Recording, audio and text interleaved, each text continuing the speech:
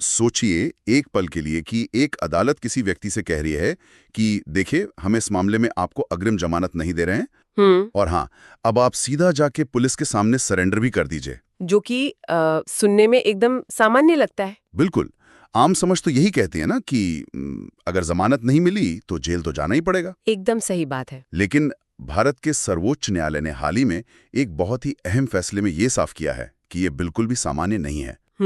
वास्तव में ये अदालतों के अधिकार क्षेत्र मतलब उनके जुरिस्डिक्शन का सीधा सीधा उल्लंघन है। बिल्कुल, और आज के इस विस्तृत चर्चा में हम इसी बात की गहराई में जाएंगे। हाँ, तो आज के इस गहन विश्लेषण में हम न्यायपालिका की शक्तियों और उनकी सीमाओं और व्यक्तिगत स्वतंत्रता से जुड़े इस पूरे जाल को समझने वाले हैं। हमारे आज के स्रोत हाल ही की कुछ विस्तृत समाचार क्लिपिंग्स हैं और साथ ही सुप्रीम कोर्ट के कुछ कानूनी दस्तावेज भी हैं। और पता है, ये विषय जितना कानूनी है उतना ही दार्शनिक भी है। अच्छा, वो कैसे? देखिए, सतह पर तो ये केवल जमानत खारिज होने का मामला लगता है। पर जब हम गहराई में जाते हैं तो साफ होता है कि ये कानून की सीमाओं को तय करने के बारे में है।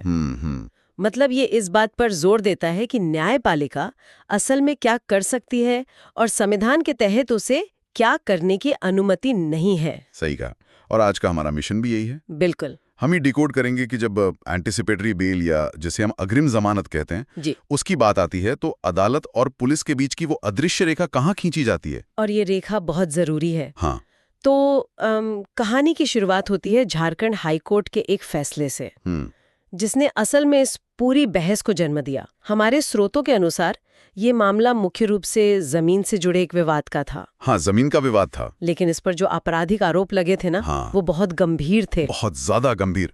मतलब एफआईआर में आईपीसी की कई संगीन धाराएं शामिल थीं, जैसे धारा 420 जो धोखाधड़ी के लिए लगाई जाती है। इसके अलावा धारा 467 और 468 जो वैल्यूएबल सिक्योरिटी या मूल्यवान प्रतिभूतियों की जालसाजी से जुड़ी हैं। हाँ, और धारा 471 भी थे। बिल्कुल, जिसका मतलब है किसी जाली दस्तावेज को असली के रूप में इस्तेमाल करना। और अंत में धारा 120 भी जो आपराधिक साजिश रचने के लिए होती है। मतलब जमीन के विवाद अक्सर इन्हीं धाराओं के इर्द गिर्द घूमते हैं जब दस्तावेजों में हेराफेरी का आरोप हो। देखिए, इन धाराओं की गंभीरता को समझना बहुत जरूरी है। ये कोई साधारण अपराध नहीं है। जब किसी मामले में जालसाजी और आपराधिक साजिश के आरोप जुड़ते हैं ना, तो ये मान लिया जाता है कि एक पूरी प्लानिंग के तहत अपराध किया गया है। बिल्कुल, एक सुनियोजित योजना। हाँ, और ऐसे मामलों में जांच एजेंसियों को अक्सर कस्टोडियल इंटरोगेशन की जरूरत पड़ती है। मतलब हिरासत में लेकर पूछताछ करना। एकदम सही। तो जब ये मामला झारखंड हाईकोर्ट पहुंचा तो आरोपी ने इसी गिरफ्तारी के डर से अग्रिम जमानत मांगी थी। और अग्रिम जमानत का पूरा मकसद यही होता है कि अगर किसी नागरिक को लगता है कि उसे झूठे या राजनीति से प्रेरित मामले में फंसाया जा सकता है, तो वो पहले ही अदालत से सुरक्षा मांग सके। लेकिन झारखंड हाईकोर्ट का जो फैसला था वो एक अलग ही दिशा में चला गया। बिल्कुल अलग दिशा में। अदालत ने न केवल उस अग्रिम जमानत याचिका को खारिज कर दिया, बल्कि एक कदम और आगे बढ़ गई। उन्होंने आरोपी को यह आदेश भी दे दिया कि वो निचली अदालत मतलब ट्रायल कोर्ट में जाकर सरेंडर करे और वहां नियमित जमानत के लिए आवेदन करें। और यही सबसे बड़ी कानूनी दिक्कत है। हाँ, मतलब यहाँ एक अजीब सा विरोधाभास नजर आता है। अगर मैं इसे एक एनालॉजी से समझाऊं तो हाँ, बताइए। ये तो वैसा ही है जैसे किसी नाइट क्लब का बाउंसर किसी व्यक्ति को सिर्फ क्लब के अंदर जाने से मना नहीं कर रहा है, बल्कि उसे जबरदस्ती पकड़कर पुलिस की वैन में भी धकेल रहा है। अरे वाह! मतलब क्या ये सच में बाउंसर का काम है या इस मामले में अदालत का काम है? बिल्कुल नहीं। अदालत के सामने जो याचिका थी वो सिर्फ इस बात पर थी कि क्या सुरक्षा दी जानी चाहिए या नहीं। ये जो आपने बाउंसर वाली तुलना की ना, ये स्थिति को बहुत साफ कर देती है। देखिए, बाउंसर का अधिकार क्षेत्र केवल क्लब के दरवाजे तक सीमित है। उसका काम सड़क पर कानून व्यवस्था लागू करना तो है नहीं। सही बात है। तो जब ये मामला सुप्रीम कोर्ट पहुंचा तो जस्टिस जेबी पारदीवाला और जस्टिस उज्जवल भुइयां के बेंच ने ठीक इसी सिद्धांत को कानूनी रूप में सामने रखा। अच्छा। सुप्रीम कोर्ट ने बहुत स्पष्ट किया कि एक अदालत के पास अग्रिम जमानत की याचिका को खारिज करने का पूरा अधिकार है। मतलब वो मना कर सकते। हाँ, अगर अपराध गंभीर है और अदालत को लगता है कि इससे जांच प्रभावित हो सकती है तो वो राहत देने से पूरी तरह इनकार कर सकती है। ठीक है। लेकिन आरोपी को आत्मसमर्पण करने के लिए मजबूर करना अदालत के अधिकार क्षेत्र से बिल्कुल बाहर है। और सुप्रीम कोर्ट की बेंच ने इस बात को साबित करने के लिए एक बहुत ही महत्वपूर्ण पूर्वाधारण या कहें प्रेसिडेंट का हवाला दिया है। हाँ, वो अंतिल वाला मामला जी, जो हमारे स्रोतों में भी प्रमुखता से दर्ज है, सत्येंद्र कुमार अंतिल बनाम सीबीआई मामला। बिल्कुल। मतलब इस मामले ने भारत में जमानत से जुड़े कई अहम नियम तय किए थे। सत्येंद्र कुमार अंतिल मामले में सुप्रीम कोर्ट ने अपराधों को अलग अलग श्रेणियों में बांटा था ताकि ये सुनिश्चित किया जा सके कि जांच में सहयोग करने वाले लोगों को बेवजह गिरफ्तार ना किया जाए। सही। इस फैसले का जो मूल उद्देश्य था वो अनावश्यक गिरफ्तारियों को रोकना और जमानत की प्रक्रिया को आसान बनाना था। और इस पूर्व उदाहरण की अहमियत सच में बहुत गहरी है। कैसे? सत्येंद्र कुमार अंतिल मामले ने ये स्थापित किया कि जांच पूरी होने के दौरान या चार्जशीट दायर होने के बाद भी गिरफ्तारी हर हाल में अनिवार्य नहीं है। अच्छा, मतलब पुलिस जरूरी नहीं कि गिरफ्तार करे ही? बिल्कुल नहीं। इसलिए जब झारखंड हाईकोर्ट ने सरेंडर करने का आदेश दिया तो सुप्रीम कोर्ट ने उसे जुरिस्डिक्शन या कहें अधिकार क्षेत्र के लिहाज से त्रुटिपूर्ण माना।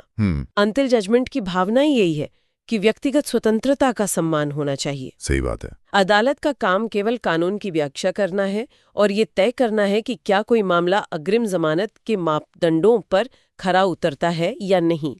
अदालत खुद पुलिसिया कार्रवाई का आदेश देकर नागरिक की आजादी छीनने का माध्यम नहीं बन सकती। पर यहाँ एक बहुत ही तार्किक सवाल उठता है। पूछिए। जो शायद कई लोगों के दिमाग में आ रहा होगा, अगर किसी व्यक्ति पर जालसाजी, धोखाधड़ी और साजिश के इतने गंभीर आरोप हैं और अदालत खुद मान रही है कि उसे अग्रिम जमानत नहीं मिलनी चाहिए, ठीक है, तो क्या ये समाज के हित में नहीं है कि वो व्यक्ति गिरफ्तार हो? मतलब अगर अदालत ने सरेंडर करने को कह ही दिया तो इसमें गलत क्या है? क्या एक संभावित अपराधी को यूं ही खुला छोड़ देना न्याय के खिलाफ नहीं है? देखिए, ये एक बहुत ही प्रासंगिक दृष्टिकोण है और अक्सर आम लोगों के मन में यही सवाल उठता है। हाँ, क्योंकि सुनने में तो यही सही लगता है ना। बिल्कुल, लेकिन इसका जवाब हमारे लोकतंत्र में शक्तियों के पृथक्करण मतलब सेपरेशन ऑफ पावर्स के सिद्धांत में छिपा है। अच्छा। न्यायपालिका और कार्यपालिका, जिसमें पुलिस और जांच एजेंसियां आती हैं, दोनों की भूमिकाएं एकदम अलग अलग है। अदालत किसी अपराधी को बचा नहीं रही है और ना ही उसे खुला छोड़ रही है। अदालत केवल अपने काम की सीमा तय कर रही है। तो मतलब अदालत सिर्फ अपना रोल प्ले कर रही है? हाँ, अदालत का काम सिर्फ इस एक सवाल का जवाब देना है कि क्या इस व्यक्ति को अग्रिम जमानत मिलनी चाहिए? नहीं ले सकती, बिल्कुल नहीं। अदालत पुलिस से ये नहीं कह सकती कि जाओ इसे गिरफ्तार करो, और ना ही आरोपी से कह सकती है कि जाओ खुद को गिरफ्तार करवा लो। एकदम सही। तथ्य ये है कि जब अग्रिम जमानत खारिज होती है तो पुलिस के लिए तो पहले से ही रास्ता साफ हो जाता है। हाँ, वो तो है कि वो अपनी जांच को आगे बढ़ाए और अगर जरूरत हो तो गिरफ्तारी करे। लेकिन न्यायिक प्रणाली में राहत देने से इनकार करने को किसी उत्पीड़न या जबरदस्ती के आदेश में नहीं बदला जा सकता। सही बात है। ये सीधे तौर पर हमारे संविधान के अनुच्छेद 21 से जुड़ा है, जो हर नागरिक को व्यक्तिगत स्वतंत्रता का मौलिक अधिकार देता है। मतलब जमानत खारिज होने का अर्थ ये नहीं है कि अदालत खुद उस स्वतंत्रता को कुचलने का आदेश दे दे। बिल्कुल, ये सत्ता के दुरुपयोग को रोकने का एक बहुत ही महत्वपूर्ण सेफ्टी वाल्व है। देखिए, सिद्धांतों में तो ये बात बहुत साफ लगती है कि भाई पुलिस अपना काम करेगी और अदालत अपना काम। हाँ, पेपर पर तो आसान लगता है, लेकिन जब मामले वास्तविक दुनिया में आते हैं, खासकर जब वो हाई प्रोफाइल हो जाते हैं और एक से ज्यादा राज्यों की पुलिस और अदालतें शामिल हो जाती हैं, तो ये लक्ष्मण रेखा बहुत धुंधली पड़ने लगती है।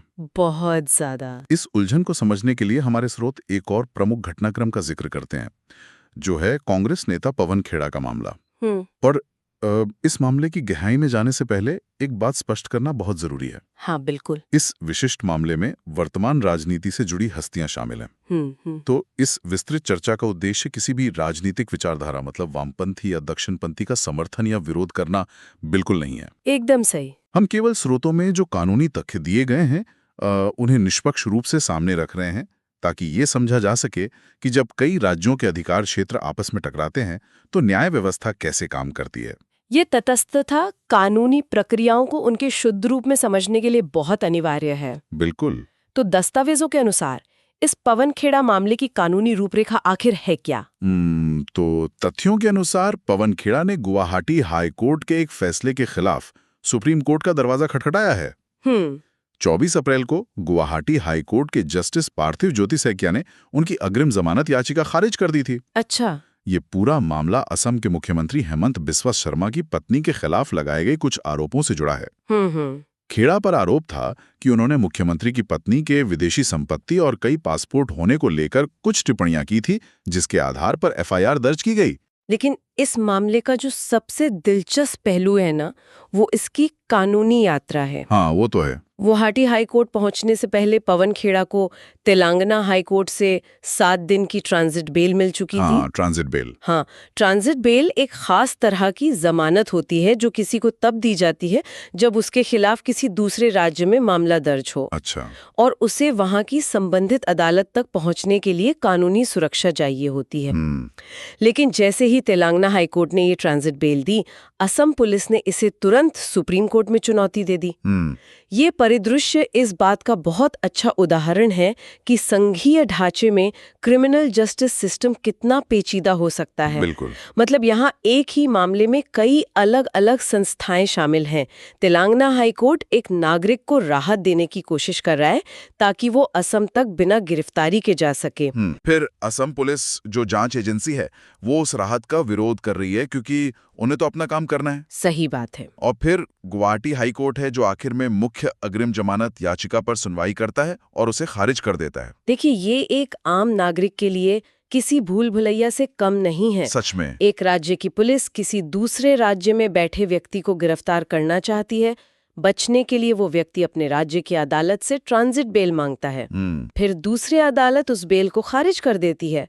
इस पूरे चक्कर में सवाल यही उठता है कि एक नागरिक अपनी आजादी बचाने के लिए किस दरवाजे पर जाए। और ऐसे ही मामलों में भारत के सर्वोच्च न्यायालय की भूमिका सबसे निर्णायक हो जाती है ना? बिल्कुल। जब अलग अलग राज्यों के अधिकार क्षेत्र मतलब जुरिस्डिक्शन आपस में उलझ जाते हैं तो नियमों की स्पष्ट व्याख्या बहुत जरूरी हो जाती है।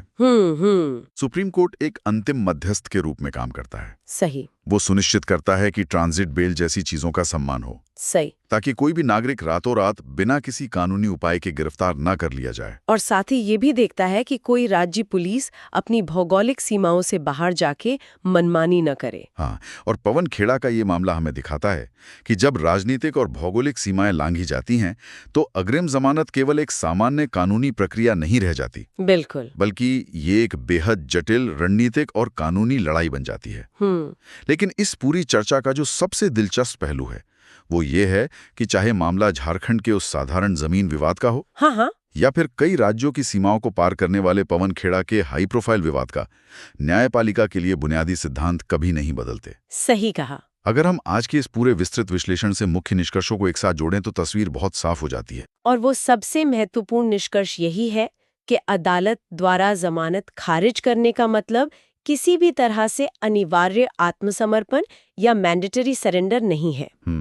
न्यायपालिका का मुख्य काम अधिकारों की समीक्षा करना और संविधान की व्याख्या करना है। बिल्कुल। उसे हर हाल में अपनी सीमाओं के भीतर रहना होगा। जैसे ही कोई अदालत, जांच एजेंसी या पुलिस का काम करने लगती है, शक्तियों के पृथक्करण का संतुलन बिगड़ जाता है। और ये बात सिर्फ वकीलों, जजों या कानून के छात्रों तक सीमित नहीं है। नहीं, बिल्कुल नहीं। ये हर नागरिक के जीवन से जुड़ी है। ये सत्ता के संतुलन को समझने के बारे में है। ये व्यवस्था सुनिश्चित करती है कि सिस्टम में हर किसी के बुनियादी अधिकार सुरक्षित रहें, चाहे उन पर कितने भी गंभीर आरोप क्यों न लगे हों। सही बात है। अदालत पुलिस का काम नहीं कर सकती और पुलिस अदालत का काम नहीं कर सकती। इन दोनों के बीच की ये स्पष्ट रेखा ही मनमानी गिरफ्तारियों के खिलाफ सबसे बड़ी ढाल है। और जब तक ये ढाल मजबूत है तब तक क्रिमिनल जस्टिस सिस्टम में निष्पक्षता की उम्मीद बनी रहती है। अधिकारों और शक्तियों का ये संतुलन ही असल में एक स्वस्थ लोकतंत्र की पहचान है। लेकिन इन सब कानूनी सिद्धांतों और स्पष्टताओं के बीच मेरे दिमाग में एक सवाल आ रहा है। बताइए, क्या सवाल है? ये हमारे आज के स्रोतों में सीधे तौर पर नहीं लिखा है, लेकिन आज की इस पूरी चर्चा से ही पैदा होता है। जरा इस स्थिति की कल्पना कीजिए, अदालत ने अपना काम किया और अग्रिम जमानत खारिज कर दी। ठीक है। सुप्रीम कोर्ट के फैसले के अनुसार अदालत ने सरेंडर करने का कोई आदेश भी नहीं दिया। अब गेंद पूरी तरह से पुलिस के पाले में है। बिल्कुल। लेकिन क्या होगा अगर पुलिस किसी राजनीतिक दबाव, प्रशासनिक सुस्ती या किसी अन्य छिपे हुए कारण से जानबूझकर गिरफ्तारी में हफ्तों या महीनों की देरी कर दे? ये तो बहुत ही परेशान करने वाला सवाल है ना? क्या हमारी न्याय व्यवस्था में ये एक ऐसा ब्लाइंड स्पॉट है जहां आरोपी अनिश्चित काल के लिए एक गहरी मानसिक और कानूनी उलझन में फंसा रह जाता है। ये वास्तव में एक बहुत ही यथार्थवादी सवाल है। ये उस कानूनी लिम्बो की स्थिति को दर्शाता है जहां सिद्धांत तो सही काम कर रहे हैं, लेकिन उनका व्यवहारिक परिणाम उस नागरिक को एक अंतहीन अनिश्चितता में धकेल रहा है। बिल्कुल, ये उस यात्री की स्थिति जैसा है जिसका बोर्डिंग पास तो रद्द कर दिया गया है, लेकिन उसे एयरपोर्ट से बाहर जाने का कोई रास्ता भी नहीं बताया जा रहा। अरे हाँ, ये तुलना एकदम सटीक है। वो ना तो अपनी उड़ान भर सकता है और ना ही घर वापस जा सकता है। वो बस उसी टर्मिनल में अनिश्चित काल के लिए फंसा हुआ है, इस इंतजार में कि कोई आकर उसे अगली दिशा बताए। जब अदालत सुरक्षा नहीं देती और पुलिस कार्रवाई नहीं करती, तो एक नागरिक के पास इस अनिश्चितता से बाहर निकलने का क्या रास्ता बचता है? ये सोचने वाली बात है। बिल्कुल।